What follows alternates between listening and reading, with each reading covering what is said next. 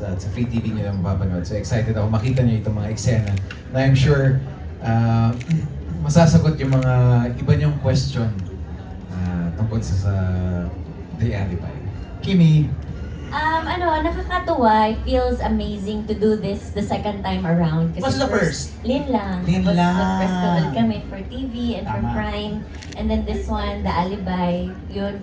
Very honored and very happy dahil nakakapanood yung mga supporters namin ng dalawang klase. Isang shorter and isang longer. That's right. And at the same time, they're still supporting it 100%.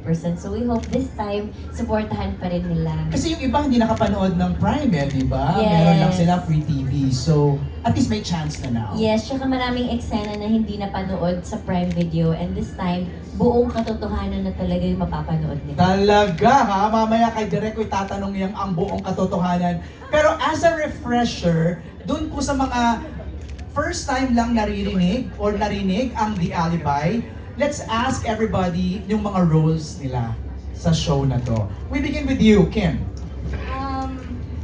I am Anika. I'm playing the role of Anika sa The Alibi. Isa akong dance. Medyo mahirap. Oo naman, mahirap siya. Lalo na pag may suot ka ng medyo daring talaga na super. Pero kumakapit na lang ako kay Other Kim. Oo. Nung unang sinabi sa'yo yung sasayaw ka ng ganon, did you immediately say yes? Or sabi mo kay Direk, baka naman pwedeng habaan naman ng konti kung ano dito para hindi naman daring Si masyado. Direk yung kumuha no. Okay. Nagustuhan naman niya. Na-proud naman si Direk. So, ang gusto ko lang naman ay para sa scening, sa ikagaganda ng palabas. Nung scene na yon, di ba? Yes. Thanks, Kim. PJ, what's your role? stunt double po ni Kim. Ay! Ako talaga sumasayaw pag ano, Ganon! Ako po si Charlie. Okay. Close friend ni Stella, ni Kim. Tsaka ka-work ko silang dalawa din. Para ako yung mamasan nila. Oh! Yun po. Oh, how's it working with Kim? Wala, puro kami chika. Puro Puro kami chika. chika, puro kami kain.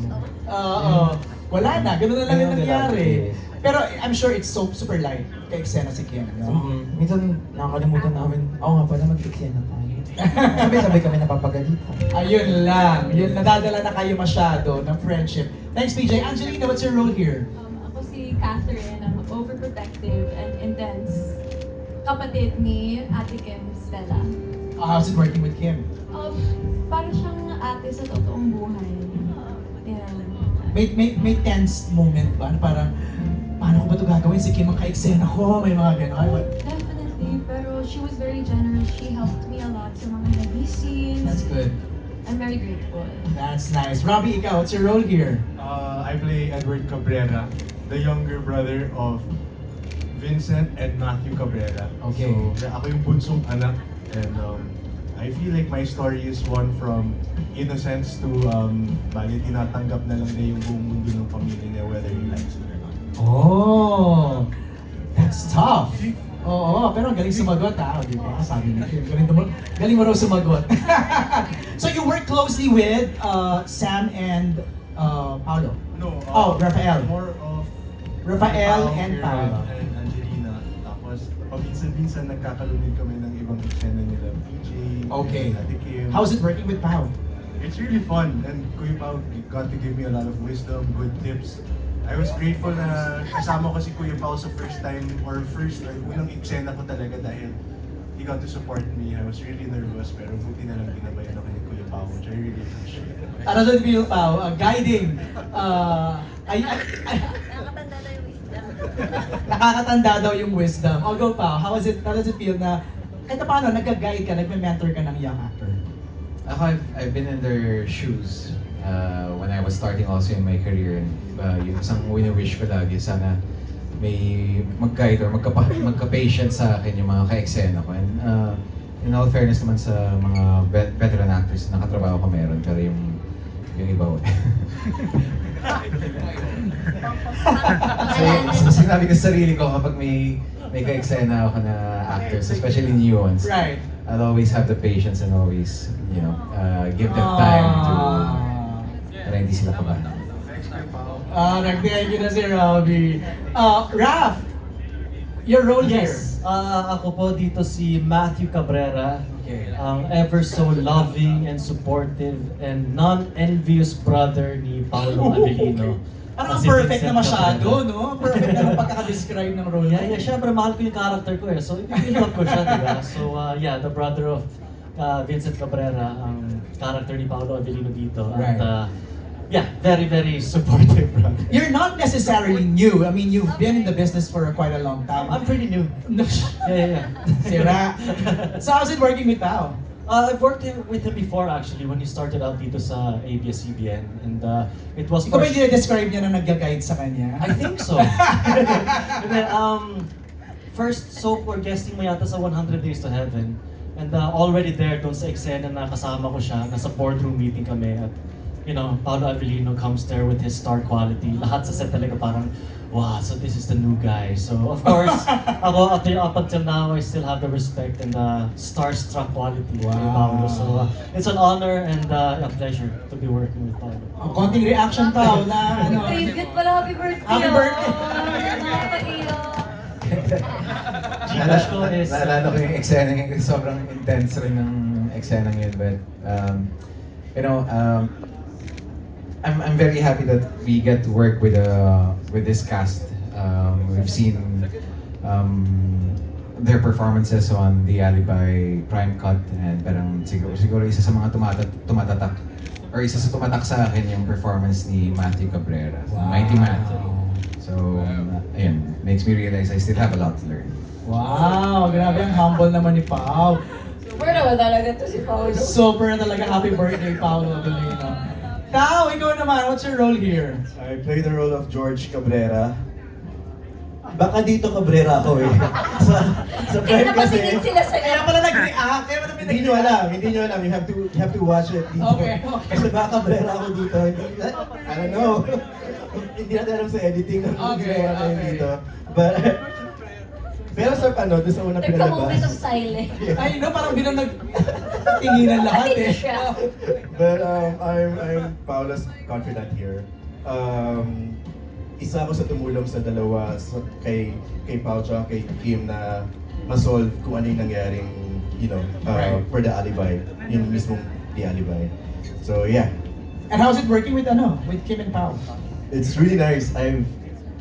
Gusto ko man sabihin na bago lang ako ngayon sa industriya, but Weh. I've worked with so many with most of the love teams here in ABS-CBN, and I must say it's the first time that I've worked with Kim Pao, and iba yung magic nila sa set. They balance each other and they, you know, hindi ko yun nasabi sa inyo, but alam ni Kim yun kasi tawa ako ng tawa kasi minsan lang dumalaw si Kim sa set namin ni Pao, and binabalanse nila yung mood kahit mabigat yung mga eksena. So it's really nice. Thank you for that wonderful, you know, work environment. Yeah, I'm just glad I was able to witness it and experience it. Wow, so you just revealed na bumibisita si Kim sa set ninyo, pero hindi wala siyang eksena. Dami sinabi ni MJ. I didn't say that!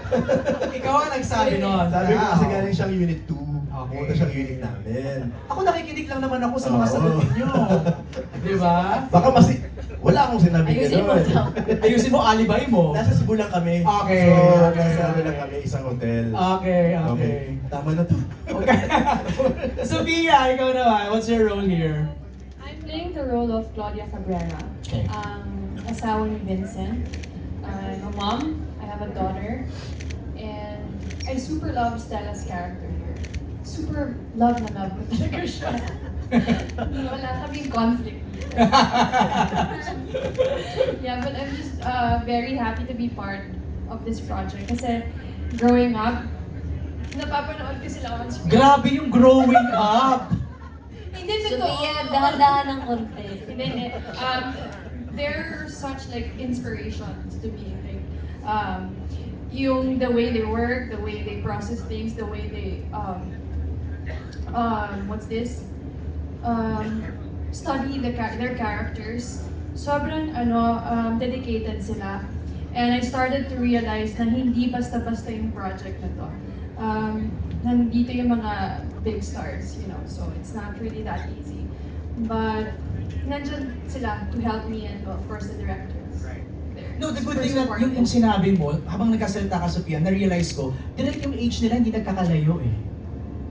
Hindi lang lahat, no? your cast. And they're pretty parang for me, Sam, Yeah, that's Send mo na lang. naman eh. Tama. Send mo na lang, Tama. Sam. With ano, Angelina and Robbie, we're about the same age. No, Roughly. huwag yung isama tong side na Roughly. to. Mga bagets dito kami. No, parang, direct nasasanay ako dati, pag may soap, parang it's a mix of, di ba, lahat, parang all ranges. Pero ito parang it's, all ages are close, direct, di ba? What can you say about the casting? Iba rin kasi yung pag-approach nila dun sa character. May mga intense scenes na talagang nandun sila sa character nila. They really dug deep na kunin yung character na yun. Oo. At nakukuha naman nila talaga. Galing. May mga approaches sila yung pag sobrang intense. Paolo was quiet from morning, ganyan.